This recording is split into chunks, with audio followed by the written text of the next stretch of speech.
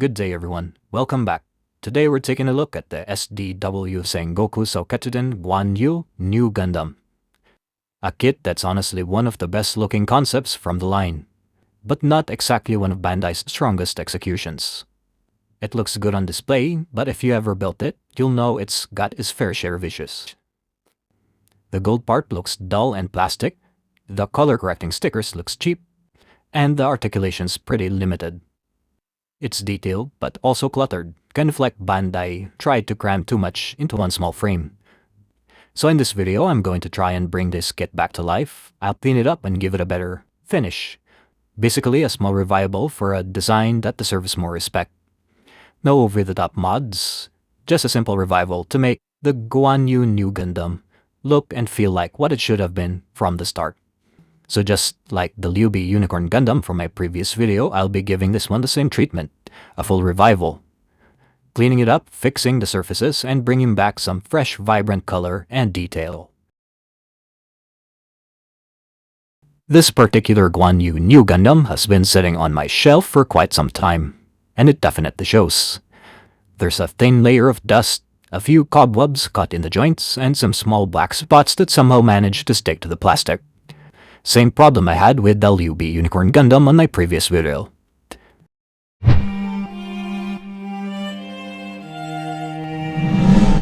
Before starting, let's go over the tools I'll be using for this video. A fine bristle brush for cleaning. For surface prep, I'm using my trusty nipper and various sanding sticks to deal with the nub marks and uneven spots. For disassembly, I've got a set of prying tools. I'll also be using wired clip stands for painting, and for the color work, I'll be going with a display acrylic markers. Finished with steady panel line. If you want to check out any of the materials I use in this video, I've linked everything down in the description below. Starting with the disassembly, I'm breaking down the kit into its main sections: the torso, the head, arms, and legs. Since this kit has a lot of layered armor, I'm taking extra care not to stress the smaller decorative parts, especially the gold trims. Each piece is separated carefully so nothing snaps or warps.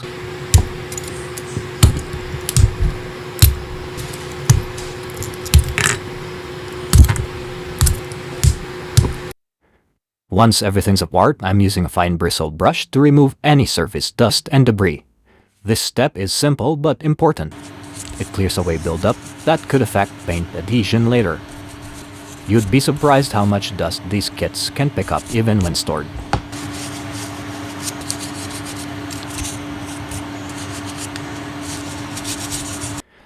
Some sections, especially the inner armor and head, are fitted tightly, so I'm using a plastic prying tool to separate them safely. I'm applying just slow, steady pressure to avoid damaging the pegs or leaving stress marks. The goal is to take it apart completely so every area can be repainted and panel lined evenly. What the Sigma?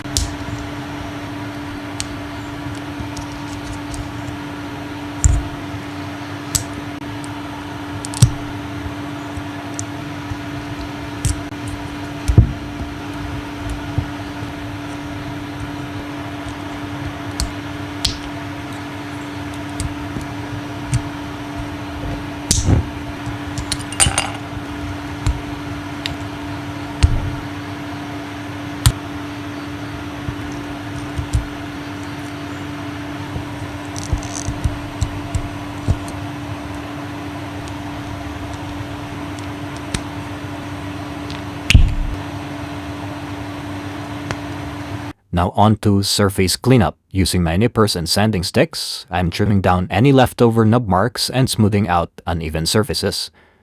The GUAN New Gundam's armor design makes nub placement a bit tricky, especially along the gold edges, so I'm going for clean, flat surfaces without losing detail. A smooth prep now means a cleaner finish later.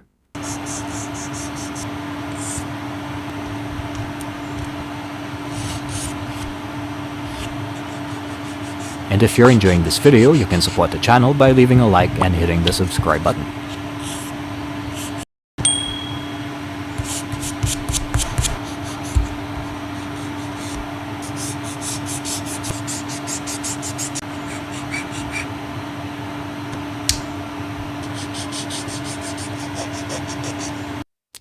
After cleanup, I'm mounting each piece onto wired clip stands. This keeps everything stable while painting and prevents fingerprints or accidental smudges. It also helps me keep track of smaller parts like the fins and armor plates.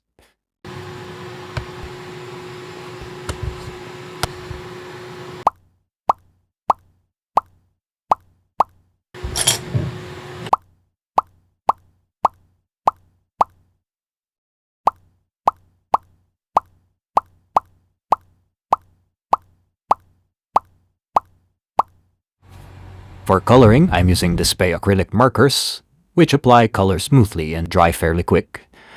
These markers feature a long, tapered tip, wide enough on the side for covering large surfaces, yet pointed enough at the tip to give precise control for fine details.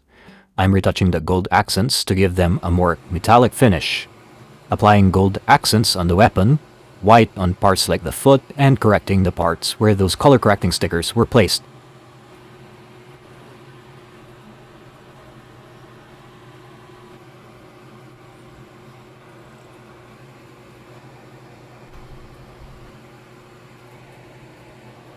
I'll be panel lining while the first coat is drying. I'll be applying another coat later. I'm using steady panel liner to bring out the panel details, especially around the head, shoulder, arms, front, and back skirts.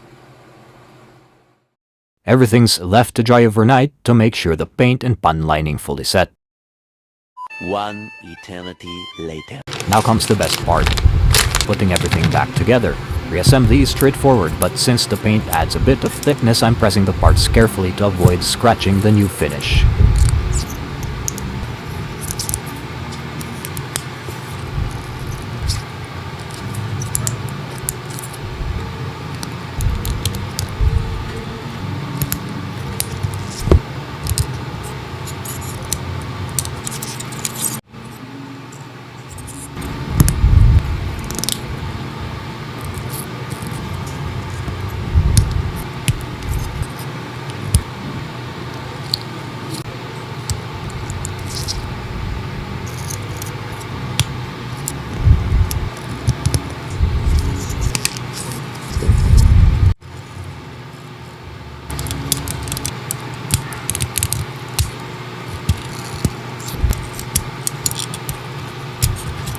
Piece by piece, the revived GUAN New Gundam comes together again, looking way sharper than before. And here's the finished build. The colors are more vibrant, the gold finally looks alive, and the small details stand out beautifully after panel lining. Even with its limited articulation, the GUAN New Gundam is still very poseable. It's still an SD, so range of motion is what it is, but with a cleaner finish and proper detailing. It finally feels like the kit it was meant to be. Not perfect, but definitely improved. If you're new to this channel, welcome. I'm Ryuki, and this is HighGrade Rouki, where I share the basic stuff I do as a novice builder and gamer. Here you'll see simple Gunpla and gaming content like reviving or improving old kits and even gaming playthroughs. If you enjoyed this video, don't forget to hit the like, subscribe, and follow us on our socials for more simple Gunpla builds and future gaming content. Thanks for watching, and I'll see you in the next one. GG.